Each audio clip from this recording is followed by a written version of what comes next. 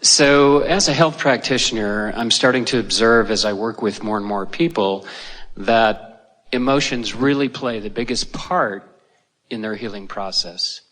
Emotions don't play the biggest part, except that they are indicators of what does play the biggest part. Right. So trying to get beyond the what's going on to the why it's going on, from a more quantum vibrational frequency, and I'm just noticing that more and more of the physical dense remedies and stuff that I work with are becoming obsolete, so to speak.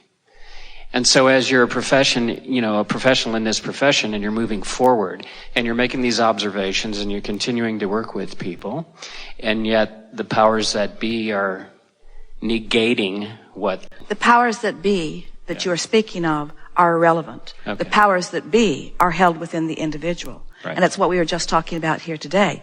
The only power that bees that matters at all is the power to align with the fullness of who you are. Right. And when you do, you thrive. Right. So those other powers that bees are powers that want to be. Right.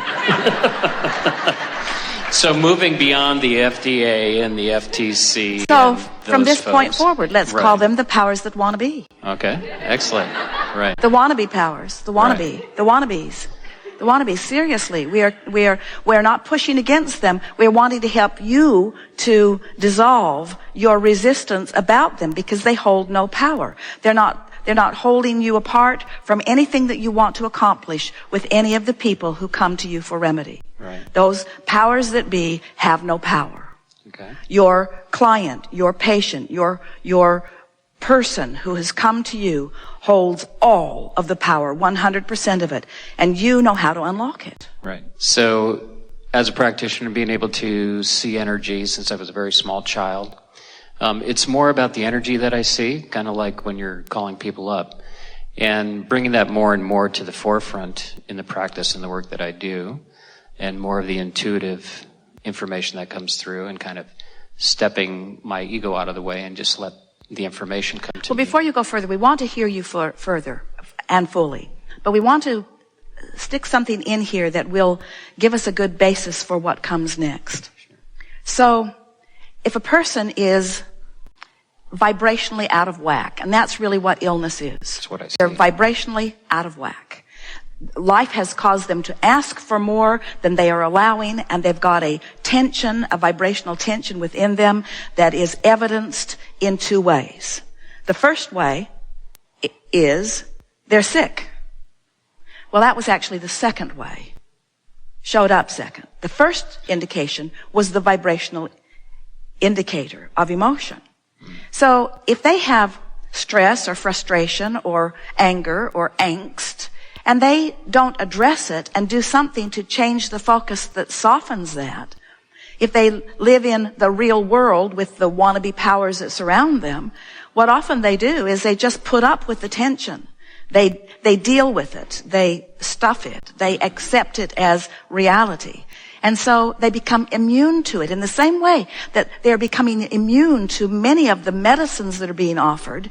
They are also immune to their emotional guidance system that is letting them know that there is an attitudinal adjustment that could be helpful. So those are the two primary ways. Now you are indicating, oh, but there's a third way. I can see their energy. And we say, yes, but just as they know they've got negative emotion and they know that they're sick and you can see the condition of their energy, all of those indicators after the fact are just indicators that help you to understand why you're not thriving.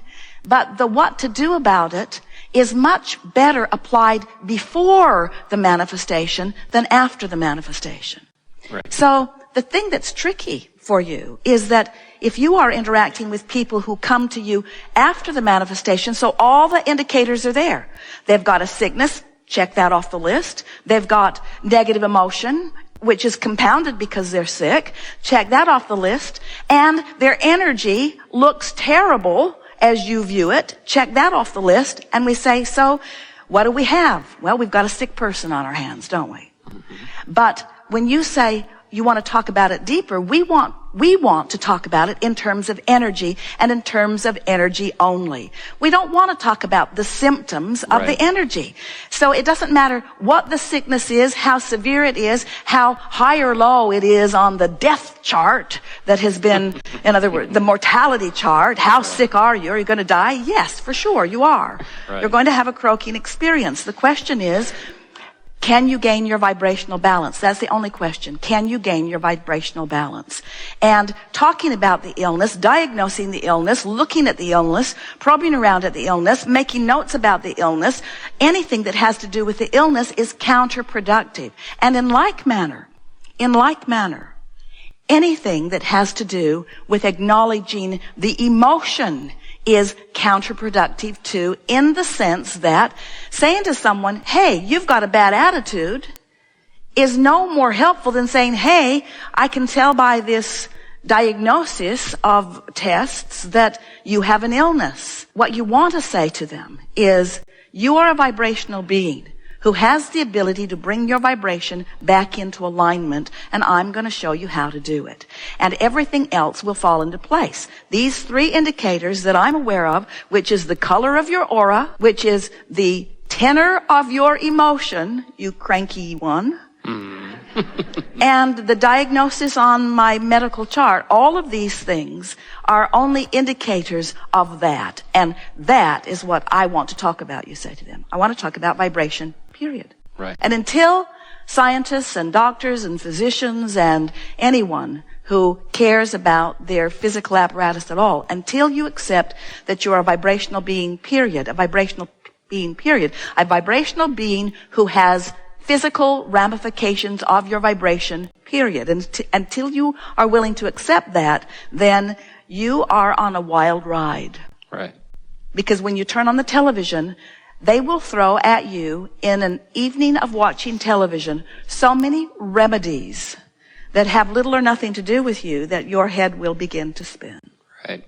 So being in this profession, coming up with a strategy that's leading edge and moving forward and can be a greater assistance to the folks that I work with. What's a good strategy for that?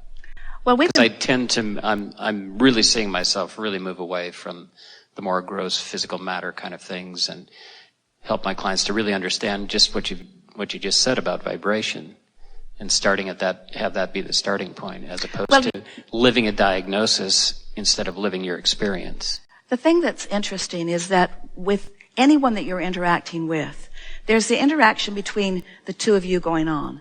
But there's a more important interaction going on, and that's the interaction between them and their inner being. That's the interaction between them and who they really are and what they really want and how well they really are.